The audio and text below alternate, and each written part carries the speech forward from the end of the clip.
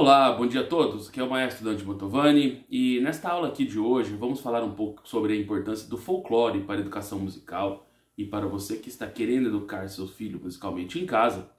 O folclore é um instrumento, uma ferramenta muito boa, muito importante e eu diria que incontornável, porque o folclore é um conjunto de tradições, um conjunto de ideias, um conjunto de fazeres, um conjunto de saberes de uma determinada civilização, de um determinado povo, de uma determinada nação, e que tem características regionais, também nacionais, mas o barato do folclore é que ele tem uma estrutura de cunho universal. Então, por que eu digo que o folclore também, além de ele ser regional, ele é universal? Porque ele se comunica com toda a humanidade, ele se comunica com toda a estrutura da sociedade humana, se comunica com toda a estrutura da vida humana, se comunica com as estações do ano, se comunica com as situações de plantio, de colheita, situações econômicas, situações climáticas, situações de governo, políticas, enfim. Tudo acaba sendo refletido no folclore e de uma maneira espontânea. E essa espontaneidade é justamente o que faz com que essas obras, esses registros, eles permaneçam durante o tempo. Porque eu sempre afirmo essa teoria, né, de que o que é bom resiste ao tempo. Inclusive nos meus livros, palestras, cursos, todos, eu sempre ensino, sempre falo e demonstro isso. Então o folclore tem essa qualidade excepcional porque ele se comunica com toda a humanidade ao mesmo tempo que de uma maneira extremamente regionalizada, certo? Então aqui, o Brasil, naturalmente, todos conhecem o folclore brasileiro, mas é o que a gente precisa passar para as próximas gerações. Então é muito importante, no Brasil, as pessoas, os pais, mães, professores, pessoas que estão preocupadas com a educação dos filhos como vocês, passarem adiante os conhecimentos do folclore. Tá? Em cada região brasileira você tem folclore riquíssimo. A gente sabe que o Nordeste é muito pródigo, né? Tem muitas manifestações folclóricas, as pessoas conhecem muita coisa lá do Nordeste, certo? O norte do país também, como lá o Bumba Meu Boi, as canções, tradições do Boto. O Maranhão é um estado que é riquíssimo no folclore, tá? Tem também a tradição do Bumba Meu Boi lá, muito forte.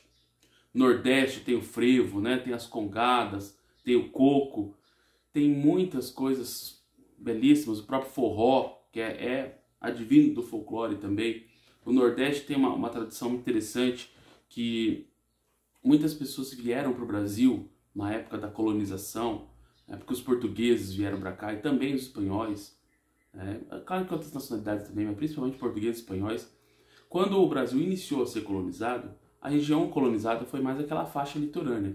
Porém, foi tendo também a penetração para o interior. E as pessoas que entraram no interior naquela época foram ficando por lá. A população, então, do interior do Nordeste, ela é muito descendente, né, de imigrantes, colonizadores ou pessoas que estavam fugindo da Europa e que trouxeram ali alguma coisa da própria cultura europeia.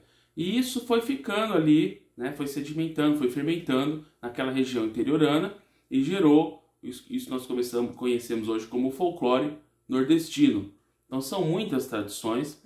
Claro que tem também nos outros estados, todos os estados brasileiros têm manifestações folclóricas específicas. Tá? E como que você vai usar, você pode trabalhar isso na educação musical? Bom, como eu estava falando, então nós temos lá no Nordeste que tem um caso fortíssimo lá de excelente aproveitamento dessa tradição folclórica, como por exemplo a situação dos cordéis. Os cordéis são aqueles cantadores que eles usam a poesia, eles usam a fala e a rima para trabalhar, inclusive de uma maneira musical. Então eles pegam lá as rimas, as falas, procurem aí no Google, na internet, né, sobre o cordel, literatura de cordel. E tem lá aqueles cantadores, vão ter muitos vídeos, tá? Depois quem tiver dificuldade, é só me escrever que eu mando alguma coisa, tá? Um material complementar da aula aí sobre a literatura de cordel, tá?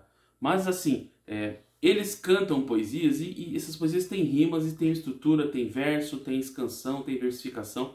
E isso é muito importante, por quê? Porque você pode trabalhar com a criança a poesia musicada, inclusive o cordel você pode trabalhar, porque o cordel geralmente são letras, né? São bem feitas, bem compostas, bem elaboradas.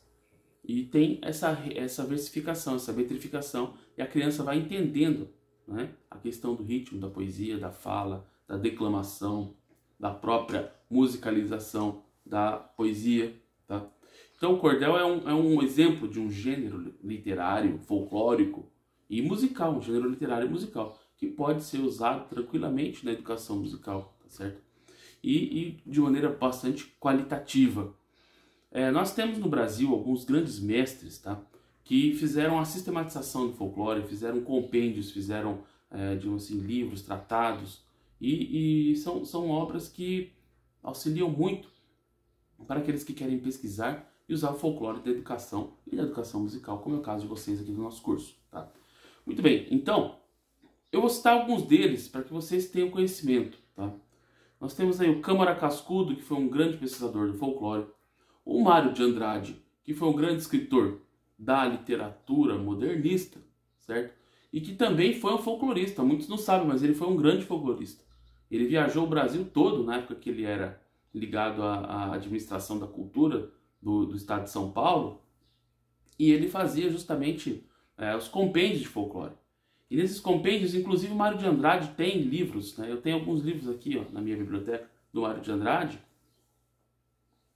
em que ele faz essa junção, esse compêndio, né, das canções folclóricas, mas também ele faz o registro das músicas. E esse registro tem um valor documental, né, naturalmente, evidente, antropológico, mas tem um valor, um alto valor também pedagógico. Então vocês podem usar a obra do Mário de Andrade como base, como referência. Ah, mas como que eu vou usar Mário de Andrade? Pega os livros dele de folclore musical, por exemplo, tem o Turista Aprendiz que eu tenho aqui, tá? Tem o Folclore Brasileiro, o Tratado de Folclore Brasileiro também. Tem História da Música do Mário de Andrade. Então são livros que você pode extrair conteúdos para você trabalhar diretamente com as crianças, tá? Então tem lá as canções folclóricas, geralmente são fragmentos que ele coloca e ele explica aquela tradição, né? O coco, por exemplo, congada, baião, enfim, todas essas manifestações de ritmos musicais populares, o Mário de Andrade explica e coloca exemplos. Esses exemplos você pode tocar nos instrumentos, pode tocar no piano, tá? Pode cantar para as crianças, certo? Ah, mas eu não toco nenhum instrumento. Então você vai ter que aprender pelo menos, né? Você tem que aprender o solfejo, tá? Para você poder cantar. E para você poder ensinar música para o seu filho, você vai ter que aprender solfejo, tá? Tem uma aula do nosso curso aqui, o que é o solfejo. Já começa por ela. Já começa a aprender por lá, tá? E aquela coisa também, qualquer dúvida, qualquer informação que vocês precisem a mais, escrevam para o meu e-mail, diretamente para o meu e-mail, que é dantemantovani@gmail.com. E aí você pode usar esse material do Mário de Andrade de uma maneira direta também para ensinar folclore. Ah, o folclore ele tem que ser somente brasileiro? Não, não. Vou citar um outro autor, uma outra autoridade muito importante que usou folclore na música, que é húngaro, tá? Que é o Béla Bartók. Então, o Béla Bartók, ele usa o folclore como base das suas composições, inclusive métodos para o ensino de música, tá? O Béla Bartók usou o folclore para, por exemplo, criar seu método de piano, que é o For Children, tá? E o Microcosmos. São dois métodos de piano que, se você não tiver, eu indico você já ter para trabalhar com as crianças também. E eu pretendo trabalhar com esses métodos ao longo do nosso curso aqui, tá certo? Microcosmos e For Children, até porque eu uso esses métodos também, tá? Com as minhas crianças aqui em casa. E são métodos que, para a realidade brasileira, são um pouco puxados, são um pouco difíceis para as crianças brasileiras. Mas para as crianças europeias, tranquilo, são usados de maneira muito sossegada, tá? Outro compositor europeu também, húngaro, chamado Kodály, também criou métodos de ensino de música a partir do folclore, tá? Kodály também era um compositor e educador musical. O Béla Bartók, ele era mais um compositor, mas quando ele escreve os métodos, né? Ele tem tratado sobre folclore também. Quando ele escreve os métodos de piano, ele se torna também um educador musical. Grandes compositores, grandes mestres da música, geralmente são também educadores. E por último, não posso deixar de falar do nosso grande Villa-Lobos, tá? Nosso grande Villa-Lobos, eu vou até colocar uma música dele aqui, pra vocês ouvirem como ele trabalha o folclore, né? Através da música. O Villa-Lobos fez muito pela educação do Brasil, muito, muito. Inclusive o método do cantor fiônico, que o Villa-Lobos criou, e foi implementado na época do governo Getúlio Vargas no Brasil. É um método baseado no folclore, né? E aqui nós temos uma canção, Terezinha de Jesus, que ele musicou para piano, que está tocando ao fundo aqui.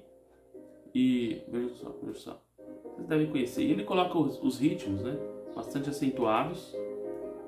E isso mostra o quê? Um exemplo de uma aplicação do folclore na criação de músicas, tá?